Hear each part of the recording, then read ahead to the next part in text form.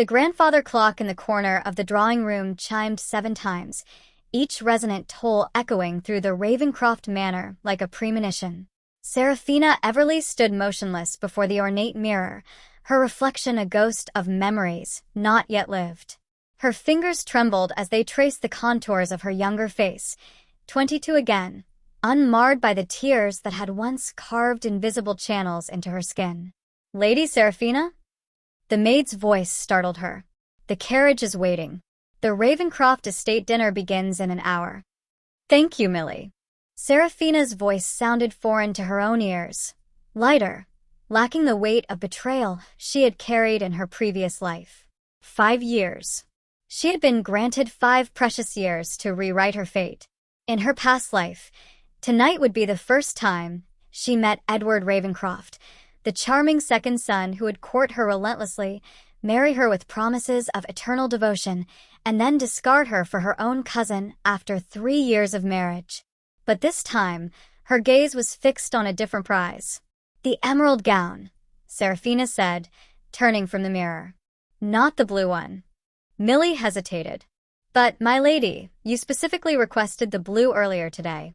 It's more appropriate for a dinner with potential suitors." A smile curved Seraphina's lips. "The emerald matches my eyes, does it not? Besides, I'm not interested in just any suitor." In her previous life, she had worn blue, demure, proper, forgettable. Edward had complimented her politely, while his eyes had wandered to every other woman in the room. His brother, Duke Nathaniel Ravencroft, hadn't spared her a single glance.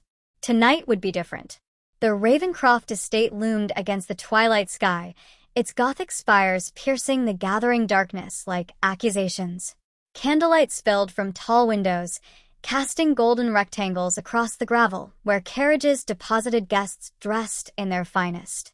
Seraphina descended from her carriage with practiced grace, her emerald gown catching the light and transforming her into something ethereal. In her past life, she had entered this gathering with her head bowed, overwhelmed by the grandeur. Now, she lifted her chin and allowed her gaze to sweep over the assembled nobility with the confidence of one who had already seen how this particular story ended. "Lady Everleigh." The butler bowed as he announced her at the entrance to the ballroom. Conversations momentarily paused. In her previous life, the pause had been brief, cursory. This time, she felt the lingering glances, heard the whispered speculations. The emerald gown had been the right choice. It transformed her from a wallflower into a statement. "Seraphina, darling." Her mother's cousin, Lady Harrington, rushed forward. "How unexpected to see you here, and in such a bold choice of attire." "Good evening, cousin," Seraphina replied, noting the woman's daughter lingering nearby, Catherine, the very same cousin who would one day become Edward's mistress and later his second wife. Catherine's eyes widened at Seraphina's transformation, confusion evident in her pinched expression. Lady Harrington leaned closer, her voice dropping to a conspiratorial whisper. "You know the Duke of Ravencroft will be in attendance? They say he's finally being pressured to secure the succession. Every eligible young lady has donned her most modest apparel to appear suitable as a duchess."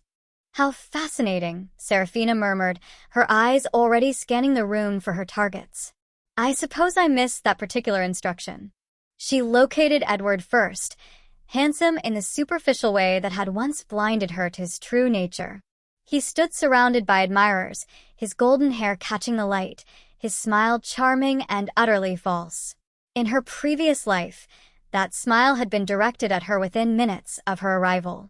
This time, she turned deliberately away from him, moving instead toward the less crowded side of the ballroom. And there he was. Duke Nathaniel Ravencroft stood apart from the crowd, a glass of amber liquid in his hand, his severe expression deterring all but the most determined socialites. Tall and imposing, with raven hair and eyes the color of a winter storm, he was Edward's opposite in every way. Where Edward charmed, Nathaniel intimidated. Where Edward was golden warmth, Nathaniel was midnight frost. In her past life, she had feared him.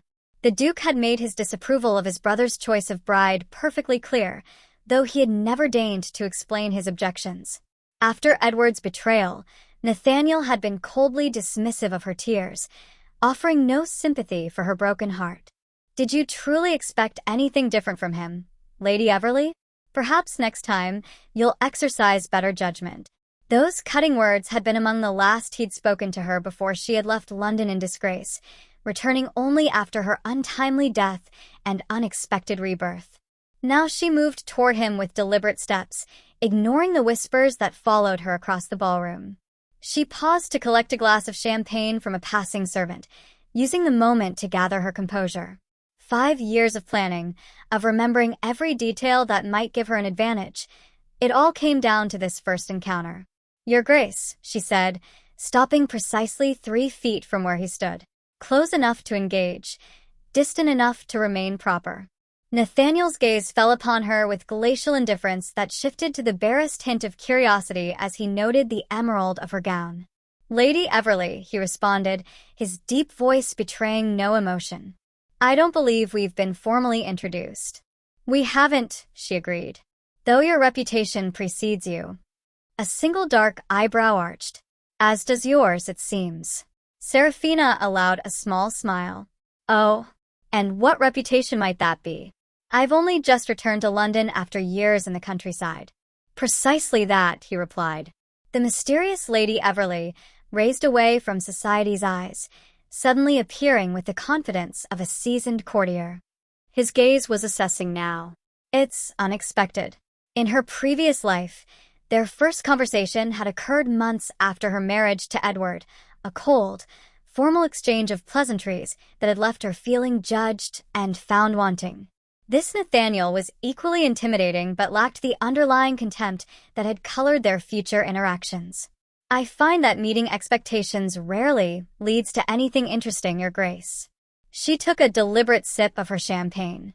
"Wouldn't you agree?" Something flickered in his eyes. Surprise, perhaps, or reluctant interest. Most young ladies endeavor to meet expectations rather precisely, especially in their first season. "Then perhaps I'm not like most young ladies." She held his gaze steadily. "Evidently not."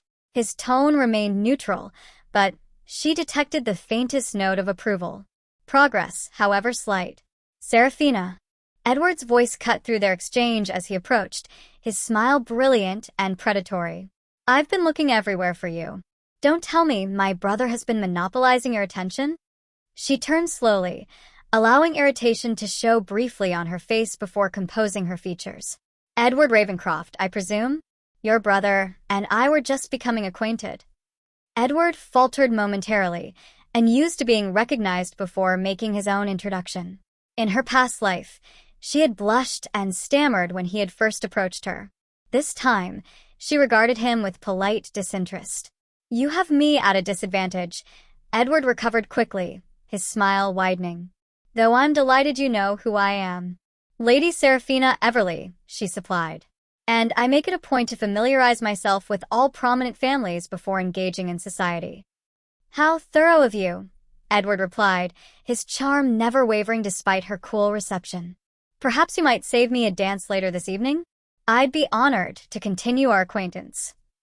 Before she could respond, Nathaniel interjected, his voice carrying unexpected authority. "I believe Lady Everly has already promised her first dance to me." Seraphina's pulse quickened. This was an unexpected deviation. In her previous life, Nathaniel had never once asked her to dance, not even at her wedding to his brother. "Have I?" she asked, unable to fully conceal her surprise.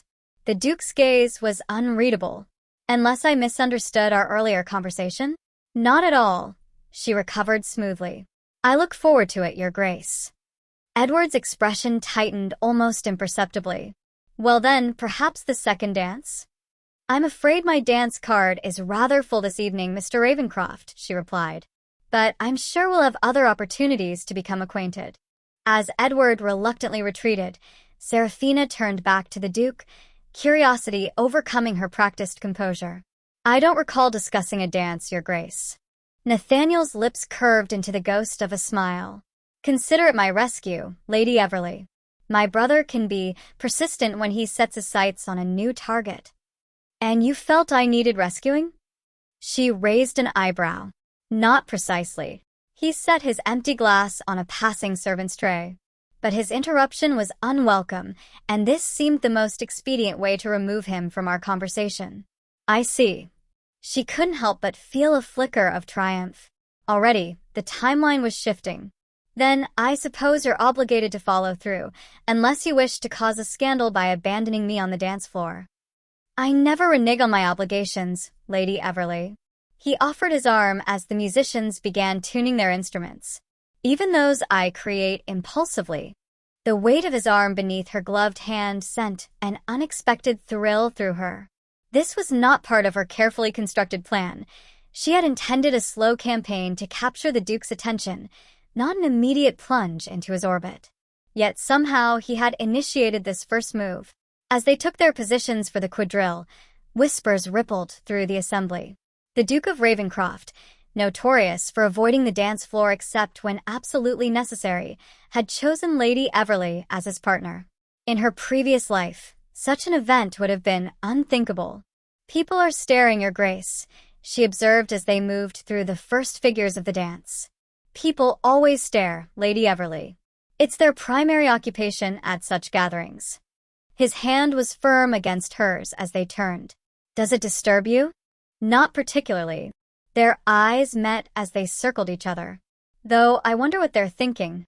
They're wondering why I've chosen to dance with the lady in the emerald gown rather than one of the many pastel-clad debutantes whose mothers have been plotting this encounter for months. His honesty was refreshing, if somewhat blunt. And why have you? The question slipped out before she could contain it. Nathaniel guided her through a turn before answering. Because you looked at my brother with recognition rather than interest. It's unusual. Seraphina nearly missed a step. Had she been so transparent? I'm not sure I understand your meaning. Most young ladies see Edward and are immediately captivated by his charm. The Duke's expression remained impassive. You saw him and looked distinctly unimpressed. It suggests either remarkable perception or prior knowledge. Perhaps I simply prefer substance to superficial charm, she countered, recovering her composure. Something that might have been approval flickered in his eyes. A rare quality in these circles. The dance ended too quickly, and as he escorted her back to the edge of the ballroom, Seraphina knew she needed to cement this unexpected advantage. Thank you for the dance, Your Grace, she said, her voice measured. And for the rescue, however unnecessary it might have been. He studied her face for a moment. You're not what I expected, Lady Everly. I'll take that as a compliment. It was intended as an observation, but you may interpret it as you wish. He inclined his head slightly. Enjoy your evening. As he walked away, Seraphina allowed herself a small, victorious smile. The game had begun, with an opening move she could never have anticipated. The days following the Ravencroft dinner became a careful dance of calculated appearances. Seraphina attended the right gatherings, spoke with the right people, and positioned herself precisely where she needed to be to encounter the Duke without appearing to pursue him. In her previous life, these weeks had been spent in Edward's company, dazzled by his attention and blind to the calculated nature of his pursuit. This time, she watched from a distance as he moved from one prospective bride to another, his interest in her apparently piqued by her indifference. It was during Lady Pembroke's garden party, 2 weeks after their first meeting, that she next spoke with the Duke alone.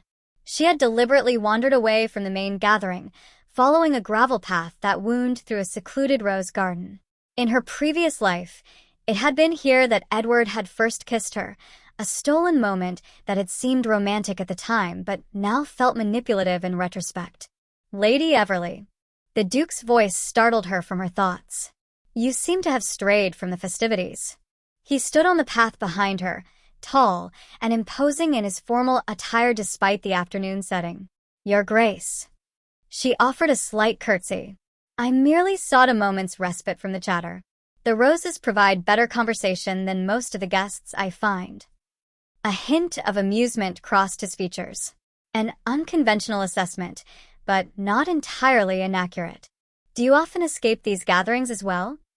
She gestured to their secluded location. When circumstances permit.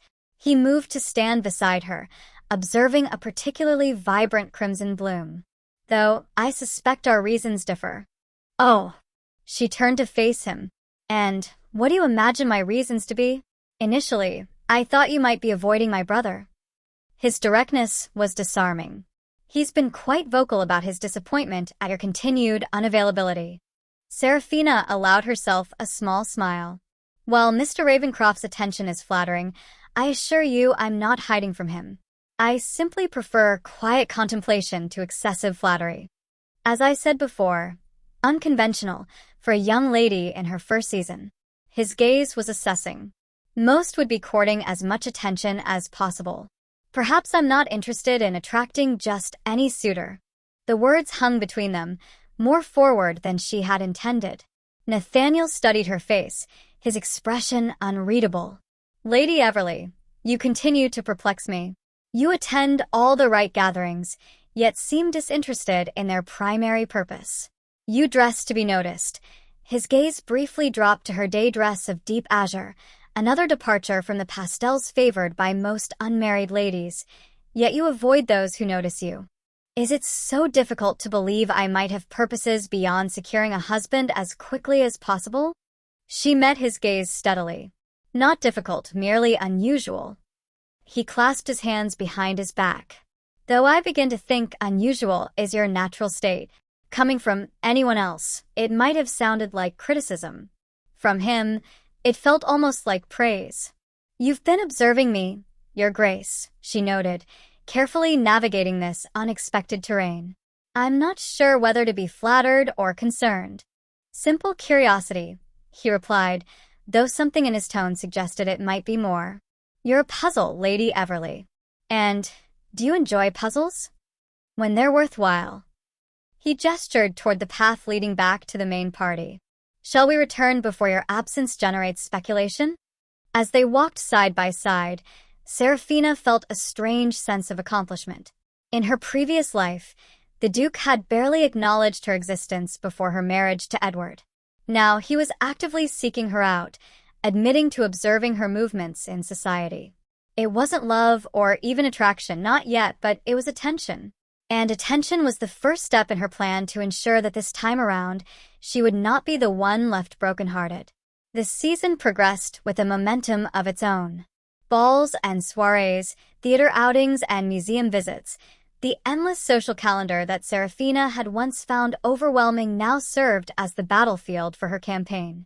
Each encounter with Nathaniel Ravencroft was carefully orchestrated to appear coincidental, each conversation designed to reveal just enough of her intelligence and wit to intrigue without overwhelming.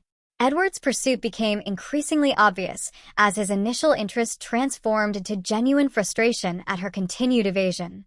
Twice, he had attempted to corner her at gatherings. Twice, she had elegantly extracted herself with excuses that couldn't possibly cause offense.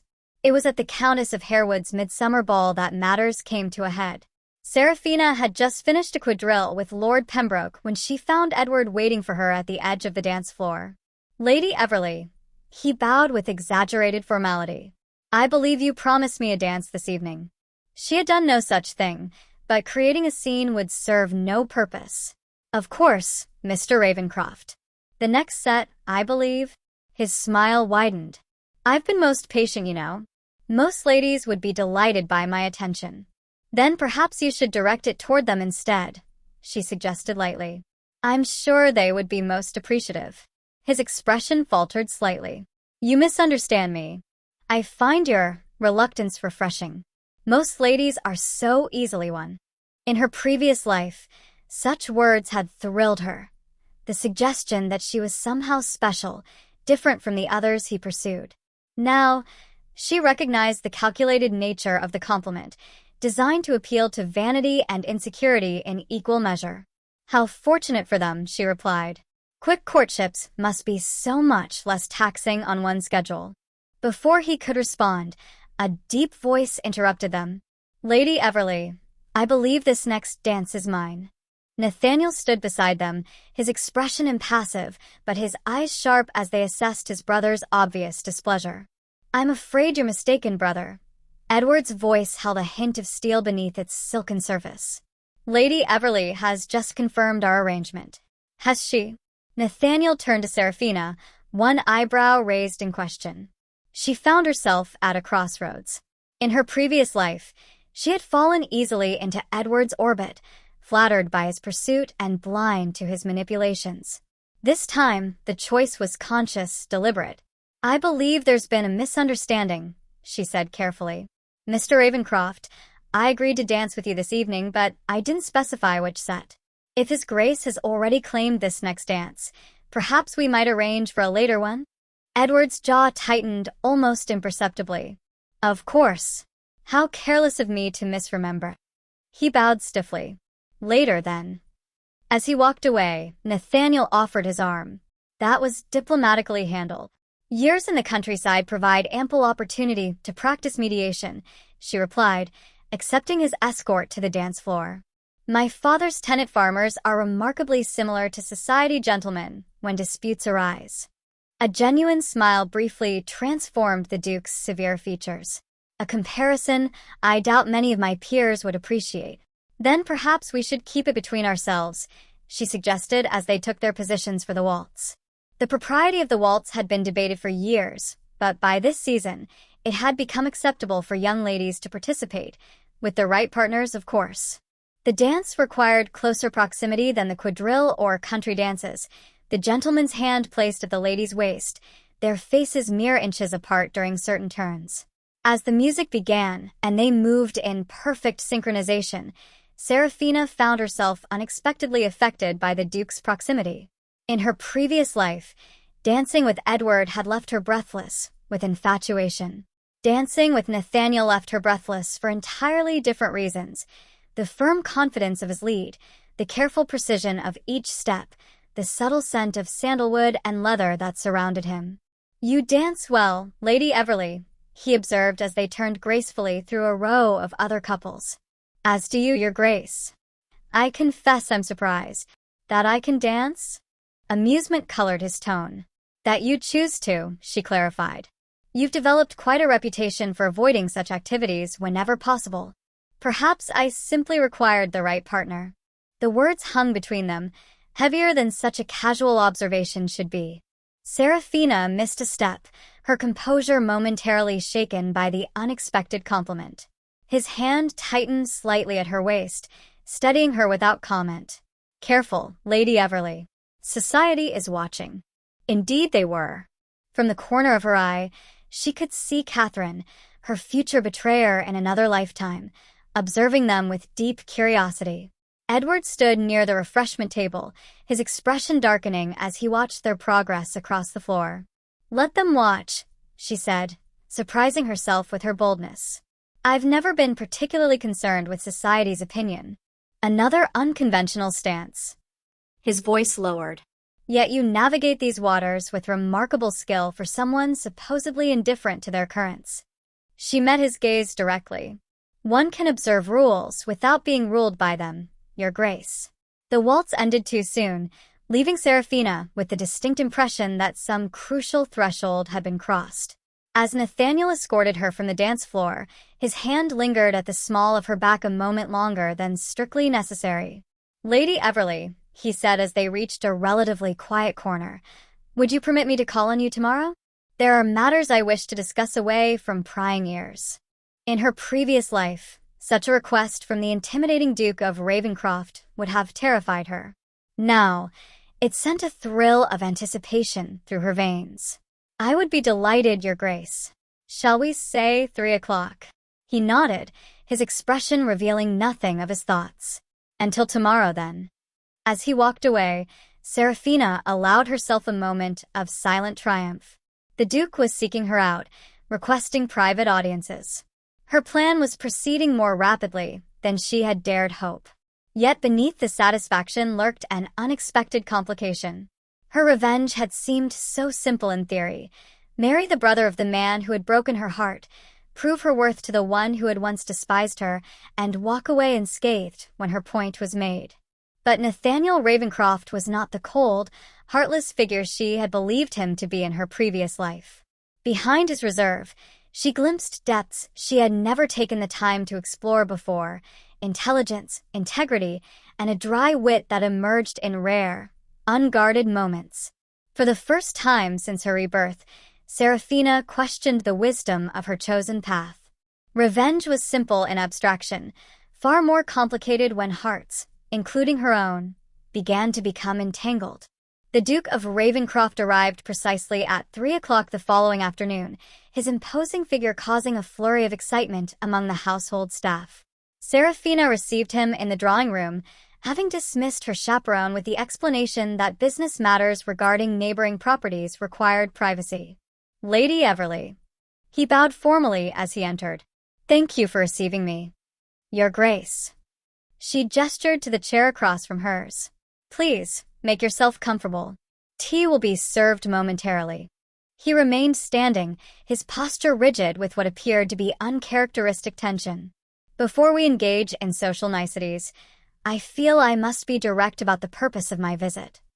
Seraphina's pulse quickened. "By all means." "My brother has informed me of his intention to offer for your hand." The words fell between them like stones, heavy and immovable. Of all the possibilities she had imagined for this meeting, this had not been among them. In her previous life, Edward's proposal had come after months of courtship, presented as the culmination of a grand romance rather than a business transaction to be discussed with family members first. "I see," she replied carefully. "And you're here to what?" "Dissuade me from accepting." Nathaniel's expression remained unreadable. Quite the opposite, in fact. "I'm here to understand your intentions regarding his suit." She stood, moving to the window to gather her thoughts. This was not how she had planned things. Edward's premature interest threatened to derail her carefully constructed timeline. "Mr. Ravencroft has shown me certain attentions," she said finally, "but he has made no formal declaration. I find it curious that he would discuss such matters with you before approaching me directly. My brother often acts impulsively." Nathaniel's voice carried a note of resignation. "He becomes fixated on certain objectives, particularly when they appear difficult to obtain." The implication hung in the air between them. Edward wanted her precisely because she had not fallen at his feet like so many others. "And you?" She turned to face him, abandoning pretense. "What brings the Duke of Ravencroft to inquire about a potential match between his brother and a lady he barely knows?" He moved toward her, closing the distance between them with measured steps. "I know more about you than you might imagine, Lady Everly." Her breath caught. Meaning I've made inquiries. Your father's estate borders my northern properties. Your education, while unconventional, has been remarkably thorough. You speak 3 languages, manage your father's accounts in his absence, and have implemented agricultural improvements that have increased tenant yields by nearly 20% in the past 2 years. His gaze held hers steadily. "You are, in short, a far more substantial match than my brother typically pursues." Seraphina felt momentarily unbalanced. In her previous life, no one had bothered to investigate her accomplishments. She had been judged solely on her appearance, her dowry, and her family connections. "You've been thorough," she observed. "I am always thorough when matters of importance arise." He clasped his hands behind his back. "Which brings me to my question, Lady Everly. Do you intend to accept my brother's proposal when it comes?" The moment stretched between them, fraught with unspoken possibilities. In her previous life, she had accepted Edward's proposal with joyful tears, believing herself the luckiest of women. That path had led to humiliation and heartbreak. "No," she said firmly. "I do not." Something flickered in Nathaniel's eyes. Relief, perhaps, or satisfaction. "May I ask why?" "Most ladies would consider Edward a highly eligible match."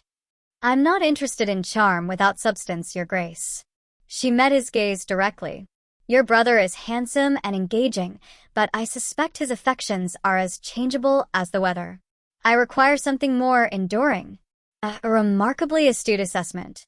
He moved closer still, near enough that she could see the flecks of silver in his gray eyes. "And what would you consider enduring, Lady Everly?" The air between them seemed to thicken, charged with possibilities neither had openly acknowledged. Integrity, she replied softly. Constancy.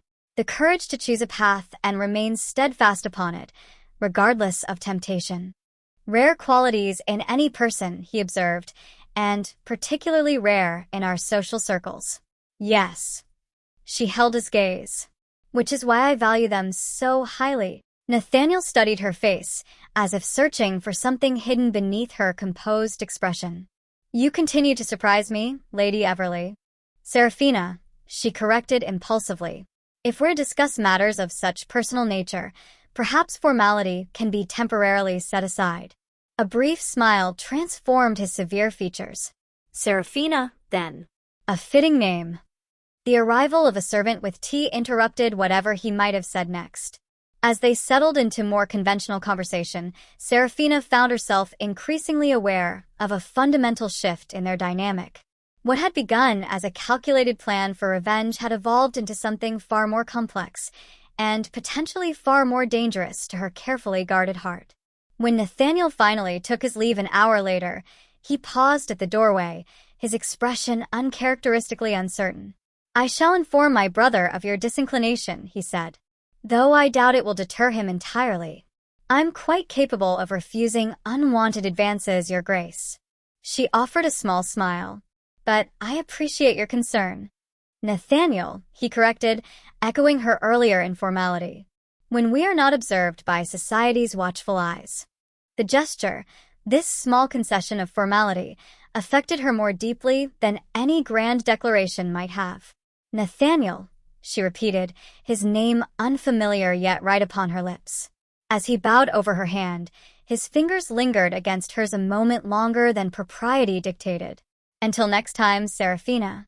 She watched his carriage depart from the drawing-room window, her mind racing with possibilities she had never anticipated. In her previous life, the Duke had been a distant, disapproving figure, coldly judgmental of her marriage to his brother and equally dismissive of her pain when that marriage crumbled. This Nathaniel was different, or perhaps she simply saw him differently, no longer blinded by Edward's superficial charm or her own naivete. Her plan for revenge suddenly seemed hollow, a petty response to injuries not yet inflicted by people who, in this timeline, had not yet revealed their true natures. Edward might still be capable of the betrayal that had destroyed her in her previous life, but Nathaniel was becoming someone she had never expected, an ally, perhaps even a friend. And if the quickening of her pulse when he spoke her name was any indication, perhaps something more dangerous still. The weeks that followed passed in a curious dance of calculated encounters and growing connection. Edward's pursuit intensified, his frustration manifesting in increasingly public displays of attention that Seraphina deflected with practiced grace. Meanwhile, her interactions with Nathaniel evolved into something neither had anticipated, a genuine rapport built on intellectual compatibility and mutual respect. It was during Lady Whitmore's annual garden gala, an event that sprawled across the extensive grounds of the family's country estate, that everything changed. In her previous life, Seraphina had attended on Edward's arm, already engaged and blissfully unaware of the heartbreak awaiting her. This time, she arrived alone, her independence a statement in itself. Lady Everly. Catherine's voice stopped her as she admired a particularly vibrant display of summer blooms. How fortunate to find you momentarily unattended by your admirers. Seraphina turned slowly, studying the woman who had once stolen her husband with new eyes. Catherine was beautiful in the conventional way, blonde, delicate, with wide blue eyes that projected innocence while concealing calculation. Miss Harrington, she acknowledged with a polite nod. Are you enjoying the gardens? Immensely. Catherine moved closer, lowering her voice conspiratorially. Though not as much as I'm enjoying the spectacle you've created this season. The Ravencroft brothers at odds over a single lady. It's deliciously dramatic. In her previous life, Seraphina had considered Catherine a friend, oblivious to the woman's envy and ambition. This time, she recognized the malice beneath the honeyed tone. I wasn't aware of creating any spectacle, she replied evenly. And I certainly haven't encouraged competition between His Grace and Mr. Ravencroft. Catherine's laugh was brittle. Come now, Seraphina. We're both women of the world. Edward has made his intentions quite clear, yet you continue to entertain the Duke's attention. One might almost suspect you enjoy playing them against each other.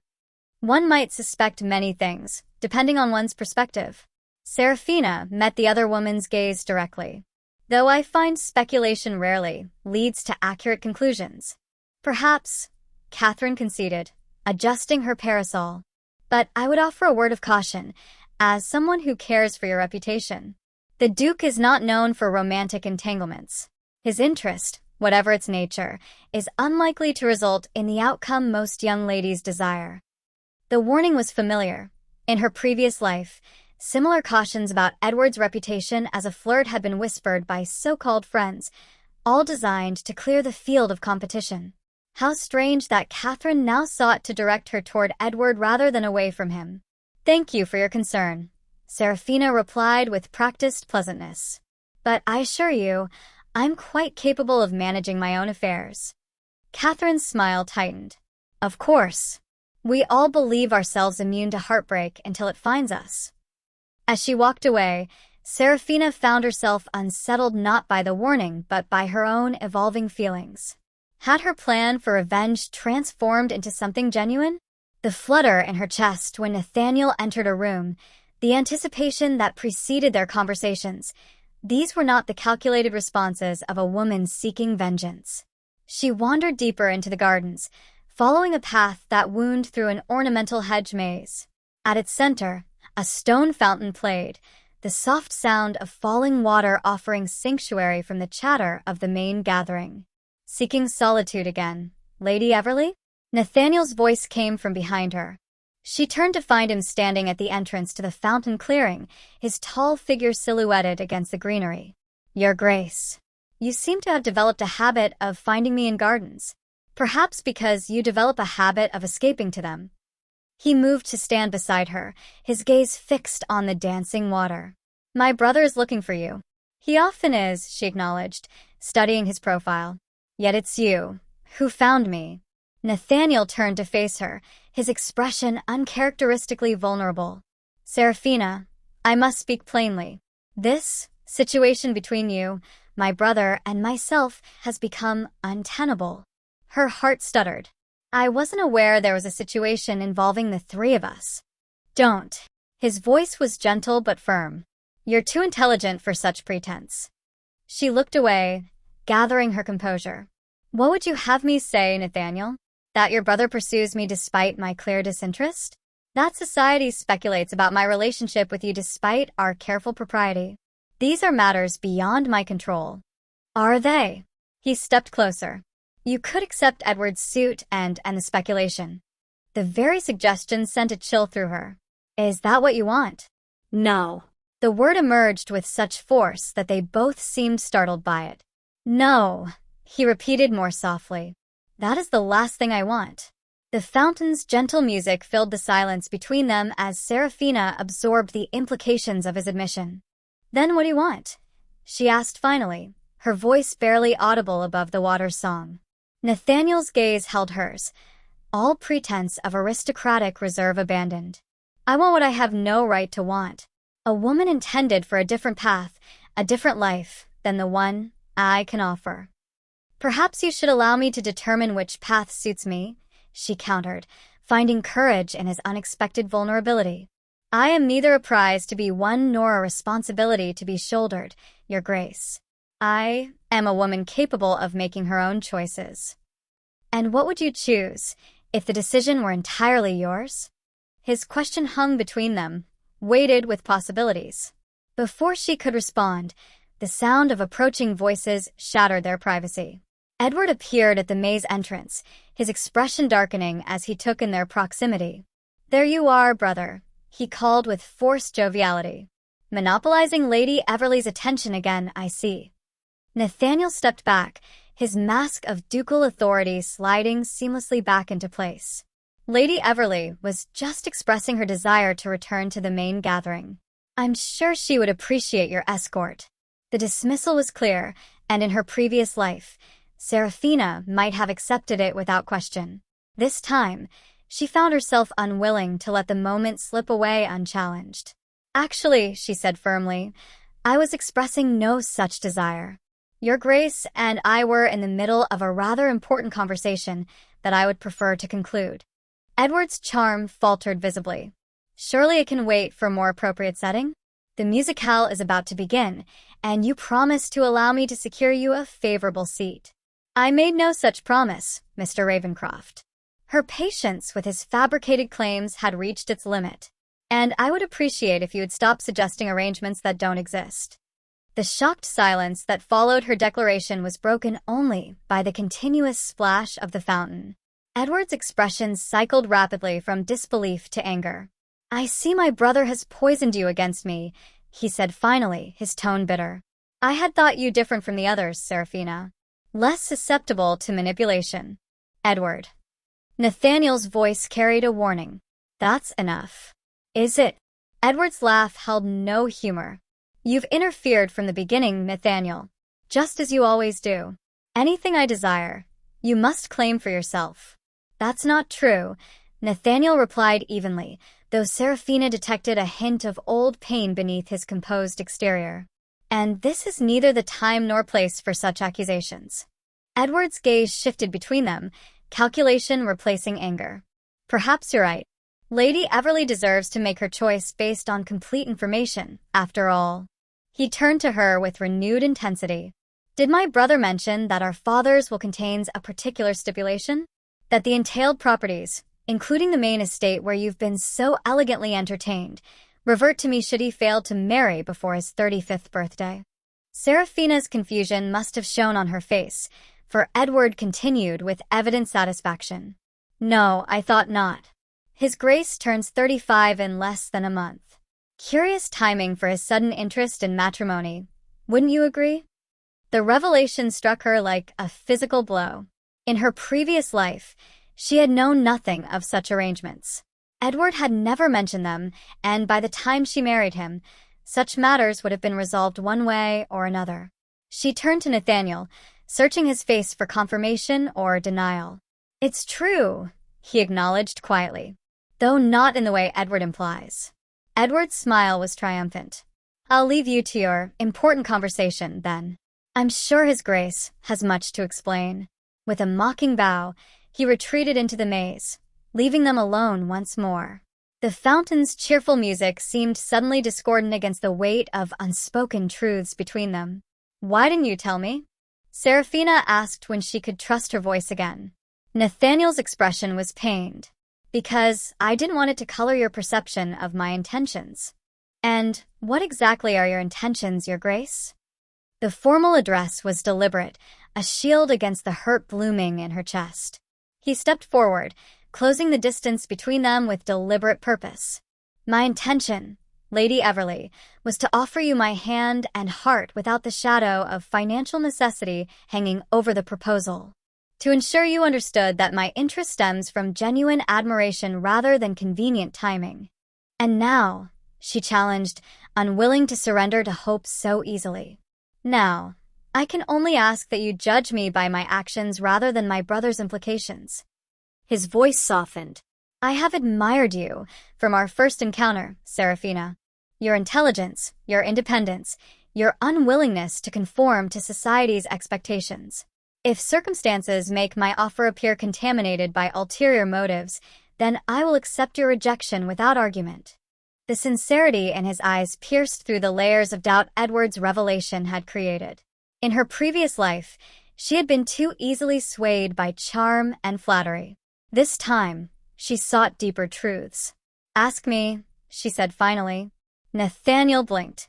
"I beg your pardon?" "Ask me properly, Nathaniel." She held his gaze steadily. "If you truly want me to judge your intentions, then declare them openly." Understanding dawned in his eyes. Without hesitation, he took her hand in his and lowered himself to one knee before her, propriety forgotten in this secluded garden sanctuary. "Seraphina Everly," he said, his deep voice resonant with emotion, "would you do me the great honor of becoming my wife? Not for estates or entailments, but because I believe we could build something of genuine value together." In her previous life, Edward's proposal had been a public spectacle, designed for maximum social impact. This private declaration, unwitnessed by any save the stone cherubs of the fountain, held a sincerity that touched her deeply. "Yes," she replied, the single syllable carrying the weight of 2 lifetimes of choices. "Yes, I will." As he rose and gathered her hands in his, Seraphina realized that her journey had come full circle. She had been reborn seeking revenge against the man who had betrayed her, only to find redemption in the arms of the man she had once feared.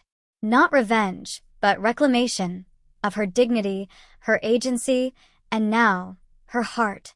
The future stretched before them, unwritten and full of possibility. This time, she would walk its path with eyes wide open, choosing love not from naivete, but from wisdom hard-won across 2 lifetimes.